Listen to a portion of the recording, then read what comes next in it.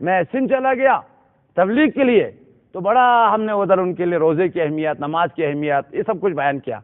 آخر میں جو ہے نا 2-3 سندھی بڑے بزرگ ان کے مومنین آ کر مجھ سے ریکویسٹ کیا، کہا مولانا صاحب آپ روزے کی بہت اہمیت بیان کرتے ہیں، نماز کی بڑی اہمیت بیان کرتے ہیں، خدا کے لیے یہ 2 چیزوں کا اہمیت نہ بیان کرو، اسی کہ ہمیں نماز کی عادت نہیں ہے، روزے کی طاقت نہیں ہے، تو نماز ہم نہیں پڑھ سکتے، اس کی ہمیں عادت ہی نہیں ہے، اور روزہ جو ہے وہ گرمیوں کے روزے کون رکھ سکتا ہے، اس کی ہمیں طاقت ہی نہیں ہے، ہماری بس سے باہر ہے یہ، باقی آپ جو کہیں ہم ماننے کے لیے تیار ہیں۔ تو ایسے بہت سارے لوگ ہیں جو یہ کہتے ہیں نماز کی عادت نہیں ہے اور روزے کی طاقت نہیں ہے، ایسے بہت سارے لوگ ہیں، توجہ کریں۔ لیکن عشق اہل بیت ہے۔ ابھی آپ سندھ میں جائیں گے نا تو ہمارے سندھی مومنین ولایت میں بہت پکے ہیں، بہت زیادہ الحمدللہ وہ مجالس کرتے ہیں، عزاداری کرتے ہیں، اور سب کچھ جو ہے نا زیارتوں پہ جاتے ہیں۔ ابھی زیارتوں پر سب سے زیادہ ہمارے سندھی مومنین آتے ہیں، اور بڑا ولائی اور بڑا جو ہے نا دور سے مولا علی مدد یا علی مدد، ان کا سلامی یا مولا علی مدد ہے، سندھ میں یہ رائج ہے، ان کی پہچان ہی جو ہے نا وہ علی مدد ہے، اور ایک دوسرے کا شیعہ ہونے کی علامت یہ علی مدد، اور یہ علی مدد نہیں کہے گا تو اس کو وہابی مانتے ہیں، تو اس کو وہابی مانتے ہیں، اس کو پھر تعلقات بھی منقطع کر دیتے ہیں۔ تو عرض کرنے کا مطلب یہ ہے کہ بھئی ٹھیک ہے ولایت اس کی پکی ہے، محبت بھی اس کی پکی ہے، اور وہ اہل بیت کی عزاداری بھی کرتا ہے، لیکن یاد رکھے عزیزان گرامی، وہ نماز کے بارے میں سست ہے، روزے کے بارے میں سست ہے۔ میں نے تحقیق کیا ہے، میں آپ کو ایسے ہی نہیں بول رہا ہوں، میں نے بہت ساری کتابوں کو مطالعہ کیا، میں نے بزرگان سے بھی پوچھا، بہت سارے ہمارے اساتذہ ہیں، میرے اساتذہ ہیں، بزرگ مراجع، حضرت آیت اللہ فاضل لنکرانی میرے استاد تھے، ابھی آیت اللہ جواد فاضل لنکرانی بزرگ وہ مجتہدین میں شمار ہے، اسی طرح سے حضرت آیت اللہ جوادی عاملی اس وقت پوری ورلڈ لیول پر سب سے عظیم شخصیت ہے، ہم ان کے پاس بھی پڑھتے رہے، تو ان بزرگان سے میں نے تائید کروایا ہے۔ توجہ کریں، جو واقعی معنوں میں اہل بیت کا عاشق ہے، اہل بیت پہ روتا ہے، اہل بیت کی عزاداری کرتا ہے، اہل بیت کی تعلیمات پر عمل کرتا ہے، اور اہل بیت کی ولایت اور امامت کو قبول کرتا ہے، ان کی ولایت پر، ان کی محبت پر دنیا سے چلا گیا ہے، اس کا جنتی ہونا انبیاء کے ساتھ، آل محمد کے ساتھ معشور ہونا یقینی ہے، اس میں کوئی شک نہیں ہے۔ لیکن مسئلہ جو مشکل ہے نا ہم لوگوں کے لیے، جو پیچیدگی ہے وہ یہ ہے، توجہ کریں، خدا ناچتا اگر محبت تو رکھتا ہے لیکن واجبات کو اہمیت نہیں دیتا، جیسے معاذ اللہ بڑا عاشق اہل بیت ہے لیکن وہ روزہ نہیں رکھتا ہے، بڑا عاشق اہل بیت ہے لیکن نماز نہیں پڑھتا ہے، لہذا ایسے لوگ معاذ اللہ توجہ کرے۔ میں آپ کو یہ بتانا چاہ رہا تھا کہ آل محمد کے ماننے والے جنتی ہے، یقیناً جنت میں جائے گا، کئی روایات ہے اہل سنت کی کتابوں میں، ہماری کتابوں میں مسلسل لکھا ہوا ہے، لیکن مشکل کہاں پر ہے؟ مشکل حرام خوروں کا ہے، مشکل نماز نہ پڑھنے والوں کا ہے، مشکل روزہ نہ رکھنے والوں کا ہے۔ یہ بات یاد رکھے، جتنا آپ حرام کھائے گا نا اتنا پٹائی ہوگا آپ کا، اتنا مار پڑے گا آپ کو، جتنا نماز آپ ترک کرے گا اتنا آپ کی پٹائی ہوگی، جتنا جو ہے نا آپ کا روزہ یا واجبات ترک ہو جائے گا اسی حساب سے آپ کو ڈنڈے لگے گا۔ کوئی بھی آدمی خدا کی قسم نہیں جھوٹے گا جب تک کہ اس کے اوپر عذاب نہ ہو، پھر عذاب کاٹے گا، اب پتہ نہیں کتنا سال جہنم میں جلے گا۔ یہ جو کہتے ہیں روایات میں جنتی ہے، یقینی ہے، لیکن جنتی 2 طریقے کے جنتی ہے، ایک مقام حساب سے ڈائریکٹ فرشتے استقبال کرتے ہیں، اور یہ جملہ قرآن میں آیا ہے ادخلوها بسلام آمنین، تم جنت میں داخل ہو جاؤ، طبتم وطاعت الجنہ، تم پاک ہو گئے ہو، تمہارے اوپر کسی کا حق نہیں ہے، کوئی نماز ترک نہیں کیا ہے، روزہ ترک نہیں کیا ہے، تم پاکیزہ انسان ہے، تمہارا دل بھی پاک تھا، تمہارا گھر بھی پاک تھا، مال بھی پاک تھا، تم پاکیزہ تھا، فادخلوها خالدین، سکون سے ہمیشہ کے لیے جنت میں داخل ہو جاؤ۔ لہذا مقام حساب سے ڈائریکٹ استقبال کرتے ہوئے باقاعدہ ان کو سیکورٹی دیا جاتا ہے، سلام پیش کیا جاتا ہے، کئی مقامات ہے سلام علیکم، فرشتے باقاعدہ ان کو سلام پیش کرتے ہیں، استقبال کرتے ہوئے بڑے شکوہ کے ساتھ جو ہے نا ان کو جنت میں لے جاتے ہیں، سکون کے ساتھ۔ بلکہ بعض روایات میں آیا ہے کچھ لوگوں کا، وہ انشاءاللہ کبھی موقع ملے تو آپ کو خدمت میں عرض کروں گا، ان کو مقام حساب میں لے کے جاتے ہی نہیں ہیں، مقام حساب میں نہیں لے جاتے۔ میرے لیے یہ روایت بہت عجیب تھا برادران عزیز مومنین کرام، بہت عجیب تھا۔ کچھ لوگوں کو اللہ تعالیٰ پر عطا کرتے ہیں، وہ اپنے قبروں سے پرواز کر کے اہل معاشر کے سروں کے اوپر سے پرواز کر کے جنت میں چلے جاتے ہیں۔ اہل معاشر کہتے ہیں پروردگار یہ کون لوگ ہیں، پرواز کر کے بہشت میں جا رہا ہے، وہ نہ حساب میں ہے، نہ میزان میں ہے، نہ صراط میں ہے، کہیں بھی اس کو نہیں لے کے گیا ہے، بڑے پروٹوکول کے ساتھ پرواز کر کے بہشت میں چلے گئے۔ تو اہل جنت یا اہل معاشر پوچھتے خدا یہ کون ہے؟ 3 گروہ آیا ہے، ایک جس نے کبھی کسی کا حق نہیں کھایا ہے، میں کیوں اس سے حساب لوں گا، حساب میرے پاس پاک ہے، اس کا خمس کا حساب پاک ہے، حق الناس پاک ہے، ماں کا کوئی حق نہیں کھایا ہے، باپ کا کوئی حق نہیں کھایا ہے، اپنے ناموس کا حق نہیں کھایا ہے، اس لیے میں اس کا حساب نہیں لوں گا۔ دوسرا، اس نے کوئی واجب ترک نہیں کیا ہے، اب کیا حساب کرنا ہے، میرے پاس سارے واجبات اس نے پابندی کے ساتھ جو ہے نا وہ ادا کیا ہے۔ تیسرا یہ ہے، اس نے اپنی پوری زندگی میں بھرپور کوشش کیا ہے، نہ آنکھوں سے گناہ ہو نہ زبان سے گناہ ہو، زبان سے کوئی غیبت اور جھوٹ نہیں بولا ہے، آنکھوں سے نامحرم کی طرف نہ ہی دیکھا ہے، پاکیزہ زندگی بسر کیا ہے۔ لہذا انہوں نے پاکیزہ زندگی بسر کیا ہے، میرے پاس ان کا حساب و کتاب کلیئر ہے، لہذا ان سے حساب لینے کی ضرورت نہیں ہے، ان کو پرواز کر کے بہشت میں داخل کیا ہے۔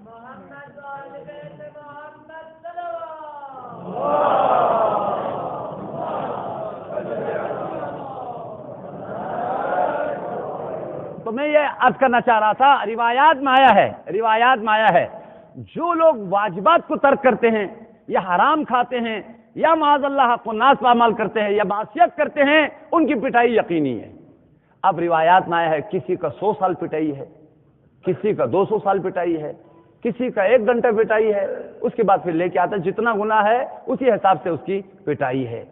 مولا کائنات نے فرمایا مجھے شرمندہ نہ کرو، میں تمہاری پٹائی ہوتے ہوئے دیکھ نہیں سکتا ہوں۔ آخر میں جن لوگوں کی پٹائیاں ہو رہی ہیں نا، مولا کائنات آ کے وہ فرشتوں کو کہتے بس کرو یار، کتنا مارو گے اس بیچارے کو، یہ میرے چاہنے والا ہے، ولایت اس کی پکی ہے، یہ آزادار ہے، یقیناً آزادار ہے، لیکن کیا کرے گا، خواہشات نفسانی کی وجہ سے گناہ آ گیا ہے۔ لہذا یہ جو روایت کہتے ہیں نا کہ آل محمد کے ماننے والے جنتی ہے، یقیناً جنتی ہے، وہ مولا کی شفاعت کے بعد جنتی ہے، جائے گا اس طرف، پھر ٹھیک ٹھاک پٹائی ہوگا، زندان میں چلا جائے گا، وہاں حساب کتاب اس کو کلیئر کر کے پھر اس کو جنت میں لے کے آئے گا۔ لہذا جنتیوں کی 2 قسمیں ہیں، ایک ڈائریکٹ استقبال کے ساتھ، بغیر کسی پٹائی کے، بغیر کسی مشکل کے، بغیر کسی عذاب کے، ادخلوها خالدین، سلام کرتے ہوئے بہشت میں لے کے جاتے ہیں۔ لیکن ایک وہ شخص بھی ہے جو جہنم میں پٹ کر پھر وہ جنت میں آ جاتا ہے۔ لہذا عاقبت، توجہ کرے، عاقبت جنتی ہے، دائمی طور پر جو زندگی ہے وہ جنتی ہے۔ اس کے مقابل میں توجہ کرے، اس کے مقابل میں معاذ اللہ جنہوں نے اہل بیت سے عداوت کی ہے، یا خدا کی توحید کا منکر ہے، یا پیغمبر کی رسالت کا منکر ہے، توجہ کرے، اس بات کو سن کے جائے، 3 بندے ہیں، اس کی جہنم پکی ہے، وہ نکلے گا بھی نہیں، وہ ہمیشہ مکمل جہنمی ہے۔ قرآن میں کئی آیات ہیں، خالدین فیہا، وہ جلتے رہیں گے، ہمیشہ عذاب کاٹتے رہیں گے، کبھی بھی نہیں نکلے گا۔ یہاں تک کہ قرآن پاک کی آیت ہے، جہنم میں موکل فرشتوں سے درخواست کرتے ہیں، ادع ربنا خفف علینا یوما من العذاب، خدا سے کہہ دے ایک دن ہمیں چھٹی دے دے، ایک دن عذاب کو کم کر دے، اتنا مارا ہے، اتنا جلا ہے، ہمیشہ عذاب میں، ایک دن ہمیں چھٹی دے دے۔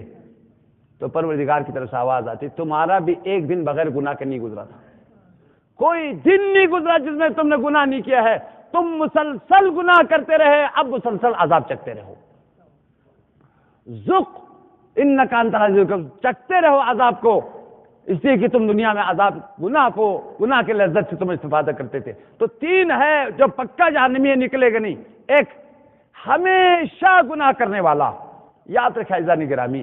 جھوٹ، بہت سارے لوگ جھوٹ بولتے ہیں، لیکن اگر آپ ہمیشہ جھوٹ بولتے ہیں نا، خدا کی قسم پھر آپ کی عاقبت بہت خراب ہے، کبھی آپ انسان بنے ہی نہیں ہے، آپ نے کبھی جھوٹ ترک کیا ہی نہیں، آپ جھوٹا مرا ہے،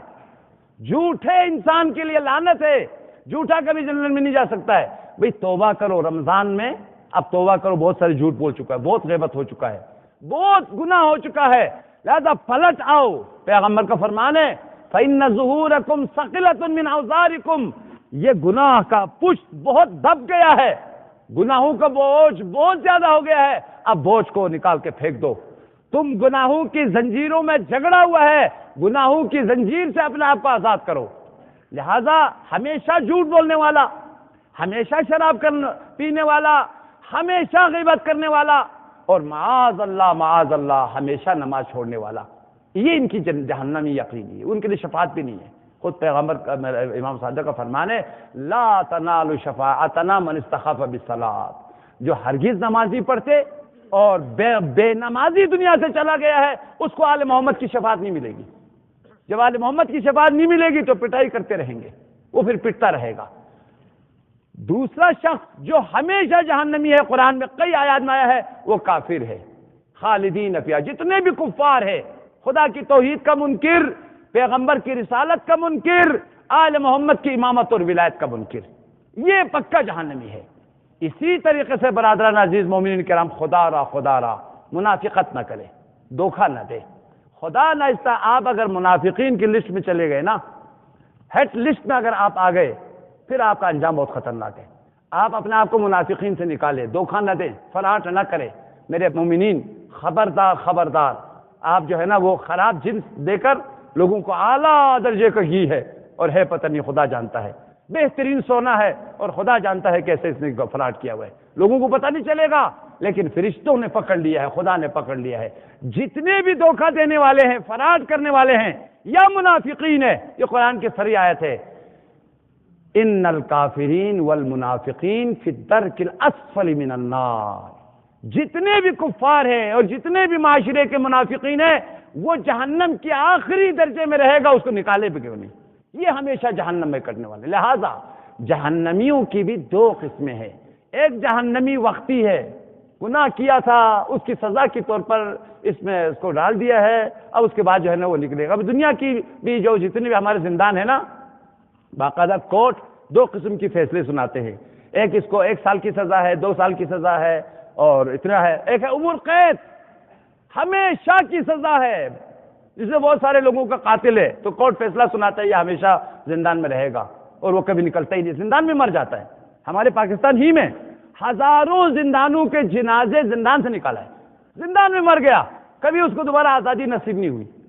تو اسی طریقے سے اللہ کا جو زندان ہے نا، اس میں مرتا بھی نہیں ہے، اسے جنازہ بھی نہیں نکلے گا، اسے ہمیشہ جلتا رہے گا، خالدین فیہا۔ لہذا گناہ کرے گا تو اس کے لیے عذاب ہے، اس کے لیے سزا ہے۔ اگر سزا گناہ کم ہے تو سزا کاٹ کے خدا کی رحمت، آل محمد کی شفاعت کے ذریعے سے وہ جہنم سے نکل سکتا ہے۔ لہذا مومنین کوشش کرے کہ اپنے آپ کو جہنمی نہ بنائیں، واجبات کو اہمیت دے، فرائض کو اہمیت دے، حق الناس کو اہمیت دے، نماز جماعت کو اہمیت دے۔ پیغمبر نے فرمایا جو زندگی بھر نماز با جماعت ادا کرتا رہتا ہے، اللہ اس کو عذاب قبر سے نجات عطا کرتا ہے، عذاب آخرت سے نجات عطا کرتا ہے، دنیا اور آخرت کی پریشانیوں کو خدا دور کرتا ہے۔ جو بڑے نمازی بھی ہے اور اپنی تینوں وقت کی نماز کو بجماعت ادا کرتا ہے۔ پھر آگے چل کر جیسا ہمارا معاشرہ ہے، ہمارے معاشرے میں یہ زیادہ ہے، ہم لوگ نماز پڑھتے ہیں الحمدللہ، روزہ بھی رکھتے ہیں، ہمارے یہاں روزہ خور بہت کم ملتا ہی نہیں، بلکہ خدا کا شکر ہے، لیکن بڑے بڑے شہروں میں بہت زیادہ روزہ خور ہے۔ تو ہمارے یہاں یہ چیز نہیں ہے، ہمارے یہاں جو بیماری ہے نا، جو سب سے زیادہ ہے، وہ حق الناس کا خیال نہیں رکھتے۔ معاذ اللہ، ہمسائے کا حق، ماں باپ کا حق، دوسرے لوگوں کا حق، زمین کھا جاتے ہیں، درخت اکھاڑ کے پھینک دیتے ہیں، پانی کاٹ کے جو ہے لگا لیتے ہیں، جو بھی مل جائے حاصل کر لیتے ہیں، اس میں کوئی بھاگ نہیں ہے ہمارے لیے۔ اگر کوئی کسی سے کوئی چیز مل جائے نا تو یہ خوف نہیں ہے کہ بھئی دوسرے کا حق ہے۔ ہمارے یہاں حلال حرام کا تمیز بہت کم ہے، اور روایت میں آیا ہے خدا نہ کوئی حرام لقمہ کھا کے نماز پڑھے گا، روزہ رکھے گا، اس کی نماز کا کوئی فائدہ نہیں ہے۔ پیغمبر کا فرمان ہے اگر تم چاہتے ہو تمہاری روزہ قبول ہو جائے، نماز قبول ہو جائے اور دعا مستجاب ہو جائے تو رزق حلال کھاؤ۔ لقمہ حلال کھا کر جو روزہ رکھتا ہے اللہ اس کی روزے کو قبول کرتا ہے، جو نماز پڑھتا ہے اس کی نماز کو قبول کرتا ہے، اور جو دعا کر لیتا ہے پیغمبر نے فرمایا اس کی دعا کبھی رد نہیں ہوتی جو رزق حلال کھا کے دعا کرتا ہے۔ لیکن معاذ اللہ اس کے پیٹ میں لقمہ حرام ہے، گڑ گڑا کے بھی دعا کرے گا، رو کے بھی دعا کرے گا، اس کی دعا قبول نہیں ہوگی۔ لہذا اعمال کی قبولیت کے لیے، دعا کی اجابت کے لیے اساسی اور بنیادی شرط حق الناس سے پرہیز کرنا ہے، حرام سے پرہیز کرنا ہے۔